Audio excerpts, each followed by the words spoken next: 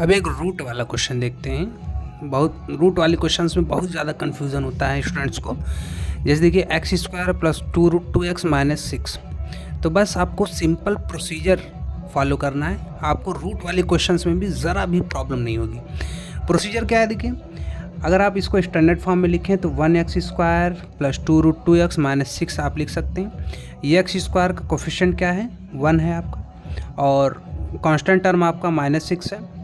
इन दोनों का प्रोडक्ट आएगा आपका -6, और मिड टर्म आपका है 2√2।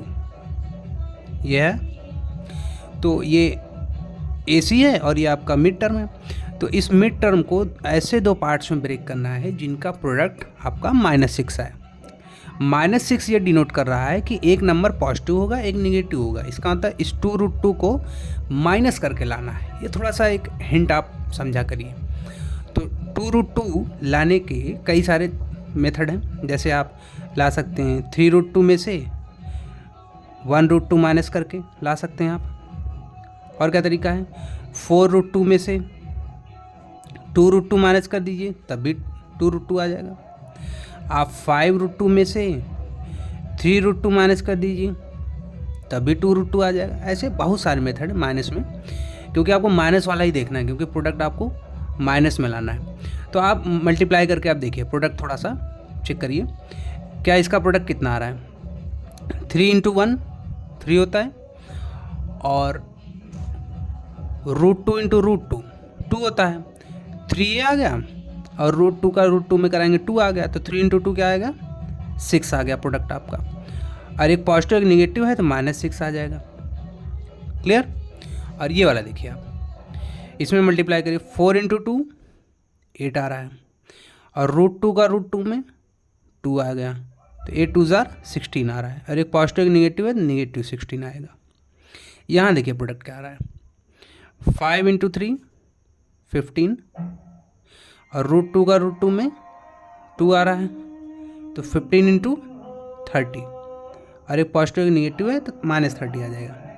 और आपको प्रोडक्ट चाहिए कितना, आपको प्रोडक्ट -6 चाहिए, तो -6 इस वाले मेथड में आ रहा है। इसका मतलब आपको 2√2 को 3√2 और 1√2 ऐसे दो पार्ट में ब्रेक करना है। क्लियर है। तो चलिए ब्रेक करते हैं हम। तो हमारे पास हो गया 1x स्क्वायर प्लस इस 2√2 के प्लेस पर हम लिखेंगे 3√2 माइनस 1√2। तो इसको लिखेंगे 3√2 माइनस 1√2, और x एज इट इज -6। ये आपका दो पार्ट में ब्रेक कर दिया हमने कुछ इस तरह से। अब आप देखिए ब्रैकेट ऑफ करना है, 1x स्क्वायर प्लस 3√2 का x में मल्टीप्लाई होगा 3√2x माइनस 1√2x माइनस 6। अब आपको फैक्टराइजेशन बाय रीग्रुपिंग का मेथड लगा देना है। जैसे फर्स्ट टू टर्म्स में x कॉमन दिख रहा है तो x आप कॉमन ले लीजिए। यहाँ बचेगा देखिए 1 आप लिख भी सकते हैं, नहीं भी लिख सकते हैं, प्लस x कॉमन लेंगे तो 3√2 बचेगा।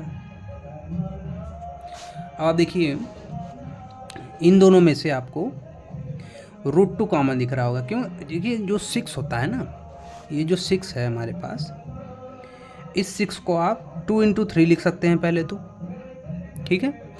उसके बाद क्योंकि आपको √2 कॉमन लेना है, तो इस 2 को आप √2 × √2 लिख सकते हैं, और × 3 एज इट इज़ लिख दीजिए आप। अगर इस पूरे में से आप √2 कॉमन ले रहे हैं तो कॉमन लेने के बाद बचेगा क्या, यही बचेगा। देखिए ये क्या है, ये है 3√2। इसका मतलब इन दोनों में से जब हम √2 कॉमन लेंगे तो हमारे पास 3√2 अंदर बच जाएगा 6 में से, तो -√2 हम कॉमन ले लेते हैं।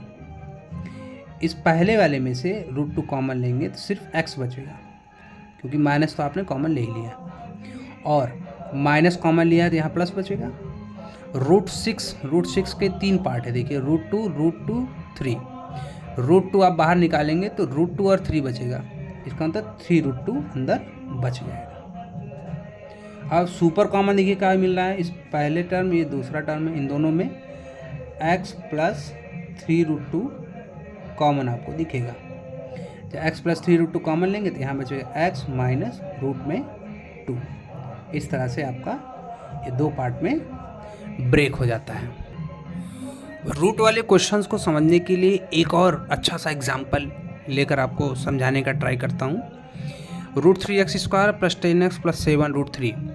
प्रोसीजर सेम रखना है, आपको क्या करना है, x² का जो कोफिशिएंट है √3 और जो कांस्टेंट टर्म है 7√3, इन दोनों का प्रोडक्ट लिख देना है। पहले प्रोडक्ट देखिए कैसे होता है, यहाँ आप 1√3 इमेजिन कर सकते हो, 1√3 तो 1 इंटू 7 होता है और √3 का √3 में 3 होगा तो 7 3 21 आपका प्रोडक्ट आ रहा है। और आपका मिड टर्म क्या है, 10 है, मिड टर्म आपका 10 है।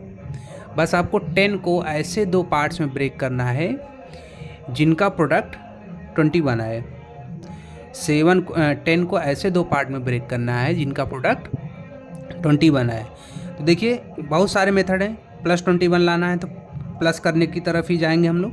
प्लस करने पे 10 कैसे आ सकता है, तो 1 + 9 ला सकते हैं आप, 2 + 8 लिख सकते हैं और 3 + 7 लिख सकते हैं, 4 + 6 लिख सकते हैं, 5 + 5 लिख सकते हैं। इतने सारे प्लस वाले तरीके हैं जिनसे आप 10 ला सकते हैं। अब प्रोडक्ट 21 कहाँ आ रहा है, देखिए 1 और 9 का प्रोडक्ट 21 नहीं होगा, 2 और 8 का प्रोडक्ट 21 नहीं हो सकता, 3 और 7 का प्रोडक्ट 21 हो सकता है।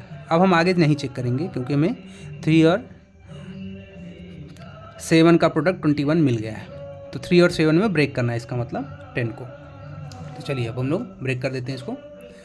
तो लिखेंगे √3x² प्लस इस 10 को लिखेंगे हम 10 के प्लेस पे 7 + 3 x प्लस 7√3। बस नेक्स्ट स्टेप में ब्रैकेट को ऑफ कर देना है, √3x² प्लस, देखिए आप इसको 3x इधर लिख सकते हैं ताकि इन दोनों में से कॉमन लेने में आसानी हो, और 7x को यहाँ आप लिख सकते हैं ब्रैकेट ऑफ करके प्लस 7√3। फैक्टराइजेशन बाय रीग्रुपिंग का यूज़ करते हुए फर्स्ट टू टर्म्स में देखिए जो 3 होता है, 3 को आप √3 इंटू √3 लिख सकते हैं। इसका मतलब √3 दोनों जगह है, यहाँ भी √3 है, यहाँ भी √3 है, तो √3 कॉमन हो जाएगा। और x भी आप कॉमन ले सकते हैं दोनों जगह से, √3 कॉमन लेंगे तो x बचेगा। यहाँ देखिए जो 3 है, 3 के दो पार्ट्स हैं, √3 इंटू √3, एक √3 आप निकालेंगे तो दूसरा वाला √3 यहाँ पे बच जाएगा। इन दोनों में साफ साफ देखिए 7 कॉमन दिख रहा है आपको, तो 7 कॉमन ले लेते हैं, यहाँ बचेगा x प्लस √3, दोनों ब्रैकेट में x प्लस √3 आ रहा है, इसका मतलब आपका सॉल्यूशन एकदम सही है। अब सुपर कॉमन आपको x प्लस √3 मिल जाएगा, सुपर कॉमन, तो x प्लस √3 यहाँ से कॉमन लेंगे, यहाँ से x प्लस √3 कॉमन लेंगे तो √3x बचेगा, यहाँ से x प्लस √3 कॉमन लेंगे तो 7 बचेगा। इस तरह से दो पार्ट में ब्रेक हो जाता है। और देखिए हार्ड प्रॉब्लम्स में बहुत ज़्यादा आपको इस टाइप के क्वेश्चंस आएंगे, देखिए जिसमें 5x² - 87x प्लस 378, थोड़े से बड़े नंबर आपको मिलेंगे। तो आपको प्रोसीजर को फॉलो करना है। x² का जो कोफिशिएंट है वो 5 और कांस्टेंट टर्म आपका 378 है, इन दोनों का प्रोडक्ट आप करेंगे तो 1890 आएगा। और मिड टर्म आपका है -87। तो अगर आप -87 को ब्रेक करके 189 लाने लगे तो थोड़ा सा लेंदी प्रोसीजर हो जाएगा, तो थोड़ा सा हम यहाँ पे डिफरेंट मेथड अप्लाई करने वाले हैं। यहाँ हम इसके फैक्टर्स निकाल के प्रोडक्ट नहीं चेक करेंगे, इसके प्रोडक्ट को एडिशन और सब्ट्रैक्शन के फॉर्म में अरेंज करेंगे हम। तो पहले 1890 को हम फैक्टराइज कर लेते हैं, तो मिलेगा हमें 2 से डिवाइड करेंगे 945, 3 से डिवाइड करेंगे तो 3 3 = 9, 315 आ रहा है, 3 से डिवाइड करने पर 105, 3 से डिवाइड करने पर 35, 5 से डिवाइड करने पे 7 और 7 से डिवाइड करने पे 1। अब हमें ये जो इसके प्राइम फैक्टर्स है इनमें दो ऐसे पेयर बनाने हैं जिनको ऐड या सब्ट्रैक्ट करने पर 87 आए। तो हम पेयर फॉर्मेशन देखते हैं। हम 2 और इन सब को लेकर बना सकते हैं, ये दो पेयर बन सकते हैं 2 और इनका मल्टीप्लिकेशन करने में देखिए कितना आ रहा है, 2 3 जार 9 3 जार 27 5 जार 135। ज़्यादा आ रहा है, बहुत ज़्यादा आ जा रहा है नंबर, 87 तो नहीं आ पाएगा।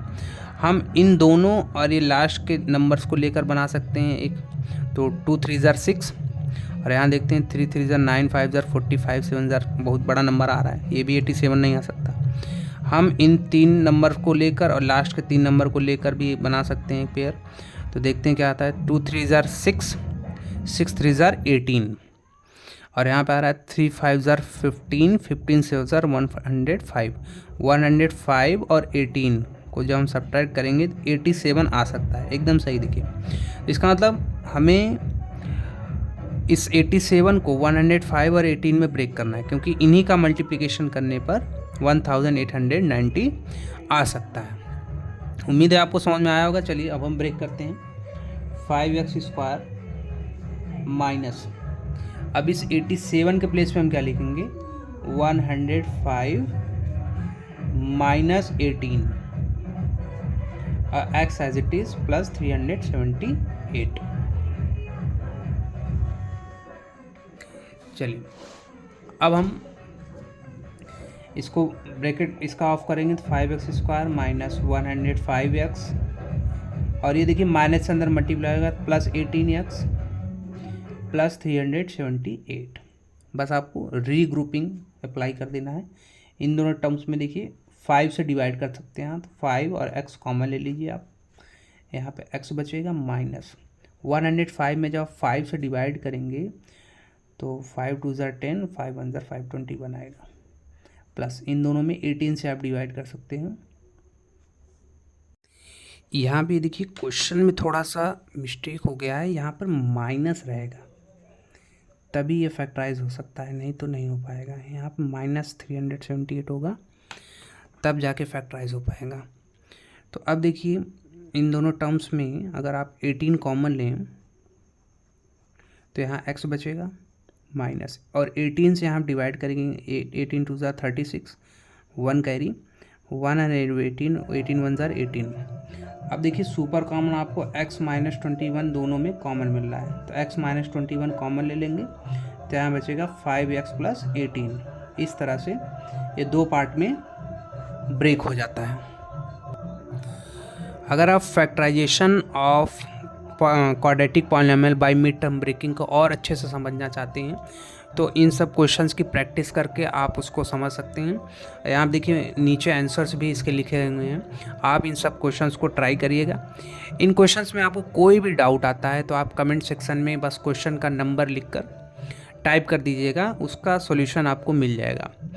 ज़्यादा से ज़्यादा आप क्वेश्चन को खुद से ट्राई करने की कोशिश करिएगा। उम्मीद है आपको factorisation of quadratic polynomial by mid term breaking अच्छे से समझ में आ गया होगा। अब नेक्स्ट वीडियो में हम लोग फैक्टराइजेशन बाय फार्मूले के अलजेब्रिक आइडेंटिटीज़ का यूज़ करके किस तरह से फैक्टराइजेशन करते हैं उसको हम लोग डिटेल में समझने वाले हैं। तब तक ख्याल रखिए।